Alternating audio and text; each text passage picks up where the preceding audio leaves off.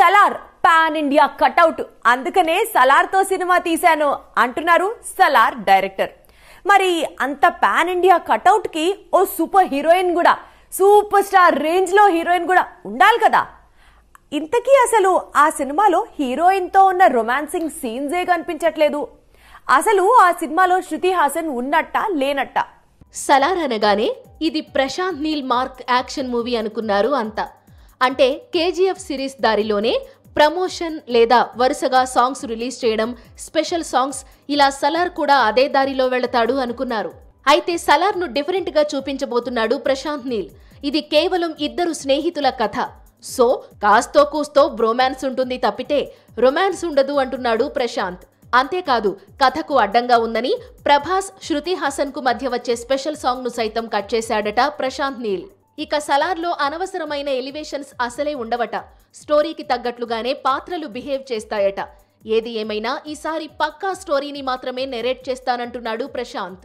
అంతేకాదు, KGF universe తో సలార్ కు ఎలాంటి సంబంధం లేదని, కేజీఎఫ్ స్టోరీ 1980 నేపథ్యంలో సాగుతుందని, సలార్ ప్రెజెంట్ స్టోరీ అని చెప్పాడు ప్రశాంత్. అయితే యూనివర్స్ క్రియేట్ చేయడం తన వల్ల కాదని ప్రశాంత్ అంటున్నాడు. ఒకవేళ యూనివర్స్ క్రియేట్ చేయాల్సి వస్తే హాలీవుడ్ లో వచ్చే అవెంజర్స్ రేంజ్ లో ఉండాలి అంటున్నాడు. అంతేకాదు, ఇండియన్ స్క్రీన్ పై యూనివర్స్ క్రియేట్ చేయడంలో లోకేష్ కనగరాజ్ పర్ఫెక్ట్ గా ఉన్నాడంటూ అతన్ని ప్రశంసించాడు ప్రశాంత్ నీల్. లోకేష్ ఖైదీ, విక్రమ్, లియో సినిమాలతో తన పేరు మీదే యూనివర్స్ క్రియేట్ చేసి సెన్సేషన్ సృష్టిస్తున్నాడు.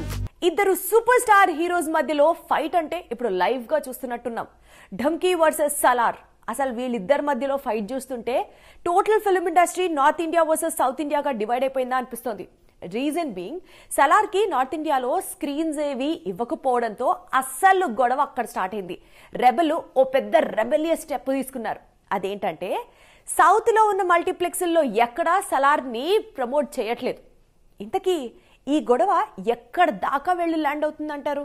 డంకీ, సలార్ సినిమాలకు స్క్రీన్స్ కేటాయించే విషయంలో ముందు నుంచి రచ్చ జరుగుతోంది. ముఖ్యంగా PVR and INOX multiplex owners north side మొత్తం తమ స్క్రీన్స్లో సండే వరకు డంకీకి మాత్రమే స్క్రీన్స్ కేటాయించారు. సలార్కు నార్త్ వైడ్ సరైన స్క్రీన్స్ కేటాయించలేదు. కేవలం దక్షిణాదిలో ఇస్తామంటున్నారు. దాంతో సలార్ నిర్మాతలు దక్షిణాదిలో సేమ్ మల్టీప్లెక్స్ ఓనర్స్కు తమ సినిమాను ప్రదర్శించేందుకు అనుమతులు ఇవ్వబోమన్నట్లుగా సమాచారం. మొత్తంగా ఇప్పుడు సలార్, డంకీ స్క్రీన్స్ డిస్ట్రిబ్యూషన్ అనేది పెద్ద ఇష్యూగా మారింది. డిసెంబర్లో డంకీని రిలీజ్ చేస్తున్నట్లు ఎప్పుడో ప్రకటించారని, కానీ సలార్ రిలీజ్ ఈ మధ్య ప్రకటించారని, దాంతో తాము ఏం చేయలేమని పీవీఆర్ ఐనాక్స్ ఓనర్స్ చెబుతున్నారట.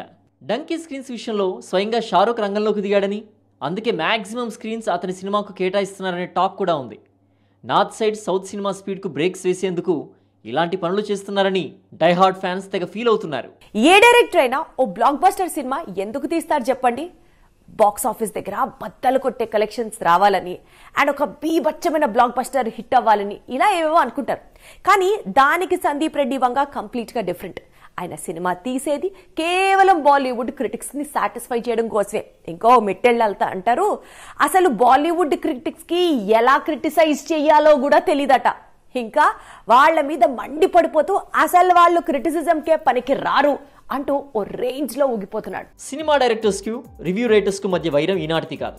కానీ సందీప్ వంగ ఈ వైరాన్ని నెక్స్ట్ లెవెల్ కు తీసుకెళ్తున్నాడు. అసలు క్రిటిక్స్ ను రెచ్చగొట్టడమే పనిగా సినిమాలు తీసుకుంటూ వెళ్తున్నాడు. ముందు అర్జున్ రెడ్డి, ఇప్పుడు యానిమల్, ఫ్యూచర్లో స్పిరిట్. క్రిటిక్స్ నుంచి మంచి మార్కులు ఎంచుకోవడానికి తన స్టైల్ను మార్చనంటున్నాడు సందీప్ వంగ. ఫిలిం క్రిటిక్స్ ఇచ్చే రివ్యూస్ను ఆడియన్స్ చాలా సీరియస్గా తీసుకుంటారు. వారిచ్చే రివ్యూస్ ఆధారంగానే చాలాసార్లు సినిమా ఫేట్ ఆధారపడి ఉంటుందని నమ్ముతారు. అయితే బాలీవుడ్లో ఒక సెక్షన్ కేవలం తమకు నచ్చిన సినిమాలకు మాత్రమే మంచి రివ్యూస్ ఇస్తూ ఒక సెక్షన్ క్రిటిక్స్కు మనీ ఇస్తున్నారని సందీప్ వంగ ఇటీవల ఒక ఇంటర్వ్యూలో చెప్పుకొచ్చాడు. అంతేకాదు, బాలీవుడ్లో ఫేమస్ క్రిటిక్స్ పేరు చెప్పి వారిని నిరక్షరాస్యులుగా చెప్పుకొచ్చాడు. ఎందుకంటే వారు తమ రివ్యూస్లో చిత్ర నిర్మాణం, క్రాఫ్ట్, ఆర్ట్ గురించి చర్చించలేదని, వారికి సినిమా నాలెడ్జ్ పూర్తిగా లేదన్నాడు. అసలు యానిమల్కు కళ్ళు చెదిరే ఓపెనింగ్స్ వచ్చాయంటే అందుకు కారణం తన సినిమా స్క్రిప్ట్ వర్క్ అని, దాని గురించి బాలీవుడ్లో కొందరు క్రిటిక్స్ అస్సలు మాట్లాడలేదన్నాడు. మొత్తంగా Sandeep Vanga versus Bollywood critics issue serious turn తీసుకుంది. ఇవాళ రేపటి రోజుల్లో స్టార్ హీరోలు సినిమా ప్రమోషన్స్ కోసం ఎంత సమయాన్ని కేటాయిస్తున్నారు చెప్పండి? సలార్ సినిమా కోసం మహా అయితే ప్రభాస్ 1 లేదా 2 ఇంటర్వ్యూలు కేటాయించాడంతే. ఇప్పుడు అదే దారిలో నడుస్తున్నాడు సూపర్ స్టార్ మహేష్ బాబు కూడా. గుంటూరు కారం రిలీజ్ కోసం పెద్దగా ప్రమోషన్స్ ఏవి ప్లాన్ చేయట్లేదని టాక్. గుంటూరు కారం షూటింగ్ ఇంకా కంప్లీట్ కాలేదు. ఈ పాటికే ప్రారంభం కావాల్సిన లాస్ట్ సాంగ్ షూట్ కూడా పెండింగ్ లో పడింది. దాంతో ఆ ఎఫెక్ట్ ప్రమోషన్ పై పడిందని టాక్. గుంటూరు కారం ప్రమోషన్స్ కు మహేష్ దూరంగా ఉండనున్నాడట. ప్రమోషన్స్ కు దూరం అంటే మొత్తం అని కాదు, కేవలం ప్రీ రిలీజ్ ఈవెంట్ వరకు సూపర్ స్టార్ పరిమితం అవుతాడట. మిగతాదంతా కూడా త్రివిక్రమన్ టీం చూసుకోవాల్సిందేట. జనవరి 6న ఈ సినిమా ప్రీ రిలీజ్ ఈవెంట్ నిర్వహించేందుకు యూనిట్ సిద్ధమవుతోంది. అదే రోజున మహేష్ గుంటూరు కారం కబుర్లు చెప్పేందుకు ఫ్యాన్స్ ముందుకు వస్తాడట. అదే రోజు యూనిట్ తో కలిసి మహేష్ పాల్గొనే కామన్ ఇంటర్వ్యూ షూట్ చేసి ఇస్తారట. ఈ వారంలోనే సినిమాకు సంబంధించిన మిగిలి ఉన్న ఏకైక పాటను చిత్రీకరించబోతున్నారు. ఆ తరువాత సూపర్ స్టార్ న్యూ ఇయర్ వేడుకల కోసం ఫ్యామిలీతో కలిసి విదేశాలకు వెళ్లనున్నాడని సమాచారం. టాలీవుడ్ నుంచి బాలీవుడ్కి వెళ్ళి బాలీవుడ్ నుంచి ఇంకా నెక్స్ట్ లెవెల్ కెరియర్ లో బిజీ అయిన స్టార్స్ మనం గనక ఆలోచించుకుంటే శ్రీదేవి, జయప్రద ఇలా ఉన్నారు. ఇప్పుడు సీనియర్స్ నడిచిన దారిలోనే నడుస్తూ తాప్సీ కూడా one of the super stars of Indian film industry Shahrukh Khan సరసన జతకట్టింది. చూడాలి ఢమ్కీ రిలీజ్ తర్వాత నిజంగా తాప్సీ పన్ను కెరియర్ ఒక యూటర్న్ తీసుకుంటుందా, బ్లాక్ బస్టర్ రేంజ్ లో ముందుకెళ్తుందా అని. ఒకప్పుడు Taapsee Tollywood top heroine. Delhi నుంచి హైదరాబాద్ వచ్చి జుమ్మంది నాదం సినిమాలో నటించి తెరకు పరిచయం అయింది. అదే స్పీడ్లో ప్రభాస్తో మిస్టర్ పర్ఫెక్ట్ లో జోడీ కట్టింది. సీన్ కట్ చేస్తే 2015లో బేబీ అనే చిన్న సినిమాతో బాలీవుడ్ కు డెబ్యూట్ ఇచ్చింది తాప్సీ.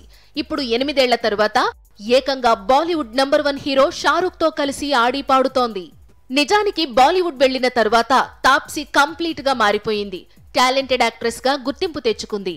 పింక్, ముల్క్, బద్లా, తప్పడ్ లాంటి సినిమాలు తాప్సీకి ఎంతో పేరు తెచ్చిపెట్టాయి.